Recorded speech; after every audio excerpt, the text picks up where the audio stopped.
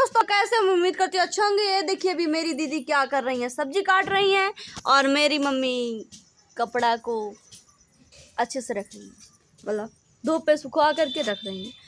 और मैं बता दूं आप लोगों को, मेरा टेंशन प्रतिदिन बढ़ता जा रहा है क्योंकि ना मेरे लाइव वीडियो में एक लोग जुड़ रहे हैं, ना हमारे कम्युनिटी पे लाइक आ रही है और ना हमारे शॉर्ट पे व्यूज जा रहा है, जबकि हम टाइमली कुल काम मतलब सारा अपना पोजीशन से कर रहे हैं, एक भी व्यूज नहीं आ रहा। बस इसी से हम कहते हैं हमारा वीडियो आप लोग प्लीज़ ज़्यादा से ज़्यादा देखिए।